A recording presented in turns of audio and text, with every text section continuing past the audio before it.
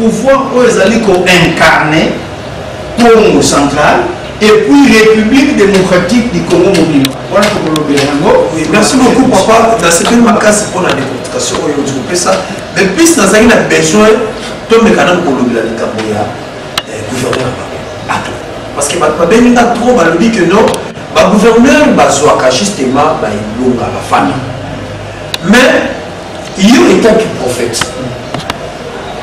Il y a une stratégie, un message, ça na gouverneur pour qu'il y ait un développement parce que quand on s'entend de l'eau et comme les zones comme les tico il y a au Kawana au moins on a mis sur tout ça batacata on a mis sur tout ça bataboy et l'eau au nini oh yo tant que prophète on va ça pour que comme on centralise à la Guinée grâce il y a gouverneur au côté Arthur le message est européen le message à donner dans Kanisi dans le baki pour continuer dans le bas Moutou Azalaka na trois parties majeures.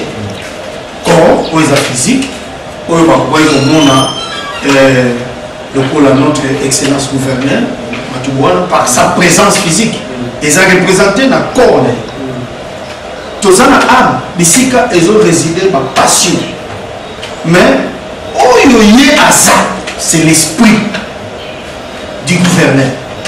Il faut que ce qu'il représente et ce qu'il incarne. Maintenant, chiffre est représenté à Oyumutu Aza 4. Il y a un monde au commandant, Toloba qui vient. Ayeko Bima, Nakati a deux branches de nom. Manzamou, les lieu de naissance. Matadi, les lieu de travail. Kobanda Bandi, députation. Dans le niveau assemblée provinciale, on a voté député, à Matadi. Et dans Matadi, on a parcours comme vice-gouverneur, aujourd'hui gouverneur. Et la chose hasardée. Maintenant, sur le plan de l'atmosphère, il y a la pyramide de Congo. Banzansan a joué un rôle de siège spirituel. Et Banzamou a un siège coutumier, que Matadi, siège politique. Où il y a l'institution. Maintenant, vu que dans le socle d'abord il y a naissance, le nom de Matadi et de Mbanzamou, n'a pas valeur incarné 21 plus 51 et puis ça a 70 place une valeur de l'obélaga dernièrement ma belle la valeur Kimfumu Kianzambi. Les réseaux constitués Kimfumu Kianzambi. 1, 2, 3, 4, 5, 6, 7, 8, 9, 10, 11, 12, 13, 14, 15, 16 lettres. Maintenant, Kimfumu Kianzambi est comme un 16 lettres. Or, tant que tu as tout, Matu, Bwana, Nkulu, qui circuit a produit et puis ça qui valeur 12 dans le nombre. On a 12 et un chiffre 3. Matouane et puis ça qui 22. On a 22 dans un chiffre 4. Nkulu qui et puis ça qui 27. On a 27 dans un chiffre 9. En faisant l'addition totale, il y a chiffre 3 plus le chiffre 4 plus le chiffre 9. Et on reproduit une valeur 16 où est constitué les lettres de Kimfumu Kianzambi. Il y a un mot qui est développé aussi. Dans 16 et on peut s'habiller sur somme de multiplication. Donc 1 plus 6, 7 et 1 fois 6, 6. Maintenant, au moment le 7 et 6, il y a addition et bien c'est 13. Et relié maintenant ici quand vous allez le 10 territoires plus les 3 districts disons bas-fleuve, cataracte, local. Pourquoi le central est Zala Makoukoumata vraiment, réellement il faut l'homme qui incarne le valeur lié à ça. Et vous produire maintenant. 3 districts et 10 territoires.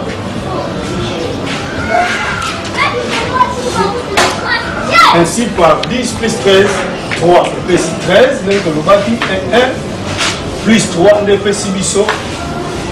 Le chiffre 4, c'est numéro électoral.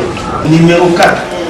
Mais ce que tu as posé, c'est la multiplication, il y a 1 fois 3 et on peut s'appuyer sur le chiffre 3. Chiffre 3 est la valeur de la résurrection. Les valeurs, il y a totalité. Oh, lié, ton lobbying a parcouru 3 étapes. Député provincial, où il y a des Matadi, comme député, comme vice-gouverneur, au monde des États, et aujourd'hui gouverneur. Et la 3e étape. Maintenant, vision, il y a Congo central. Il faut pas réaliser un chiffre 3. Oh, il faut te dire. 3e jour, ils ont marqué la résurrection de Christ. Oh, jour, ils ont 24 heures. Un jour multiplié par 3 et on peut s'amuser sur 72 heures.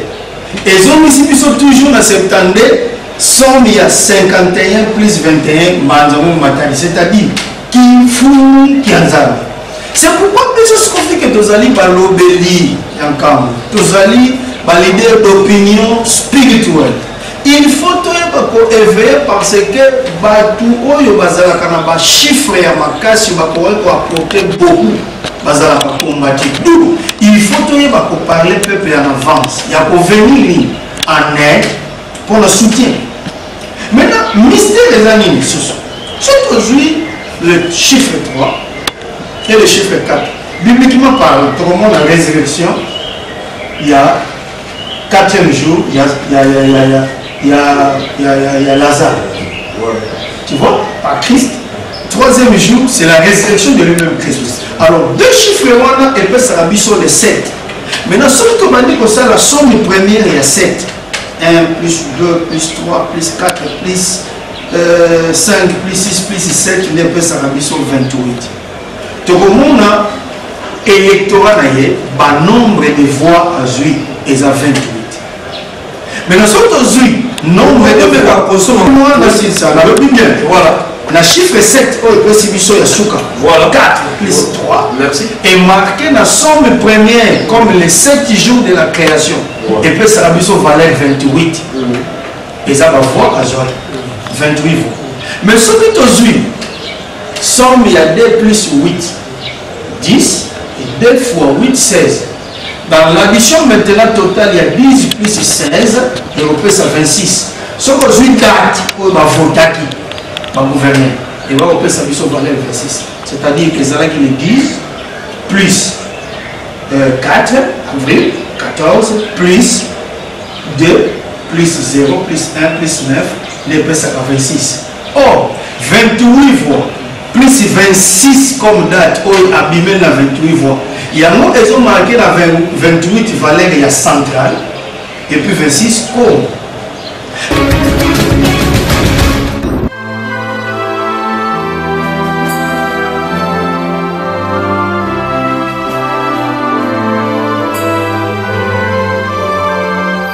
Maintenant, dans le Congo central, il y a un mystère suivi ici dans 28 et 26. Tu as vu 28 à 26, mais 26 a produit à 20. 26 est la valeur en gamme, et 20 valeur en fond. Donc, il y a 4 Congo central, tu as un système, il y a gouvernance, il y a un fond, il y a un gamme.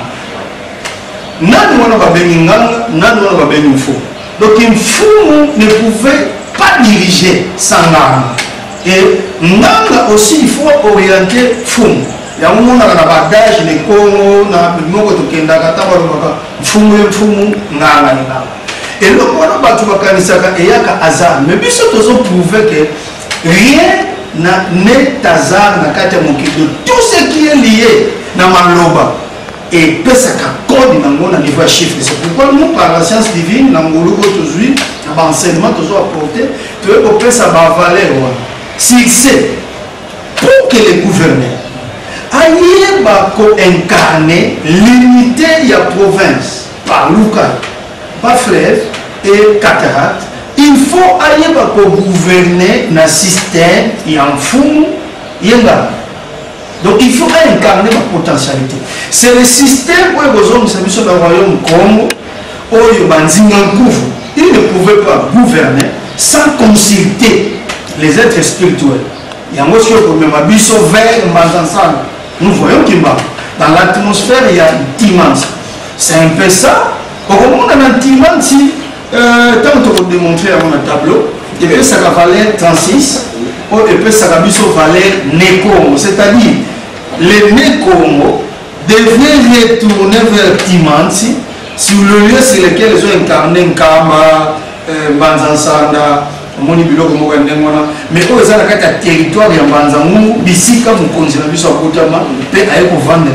Donc c'est quoi? C'est la présence de l'atmosphère où ils ont relié le pouvoir coutumier et spirituel. On va tout expliquer pour matin. Par rapport au gouverneur de Bisso actuel, abîmé la bataille. Ce qu'on a dit, le ministère Nini Oyoke est salié abîmé la Kuna. Ayaboye akoma mukoti awa na matati. Mission, quelle est la mission que le ministère Nini a caché par rapport à la mission? Au moment triangle tout bandé la naissance parce que nous sommes là. Fumugimba Mabotami Nanka. Après ce meeting, dans Banzasa, loin d'un cas. Bakangiye baye kosambisa ye na Mbanzangu. Tu vois? De Mbanzangu bakangiye bakondamné à quelle prison na est vers Katanga. Akufi. Kokufa na ye après 9 ans ba détériorer azongi. Tu vois? Mbanzangu.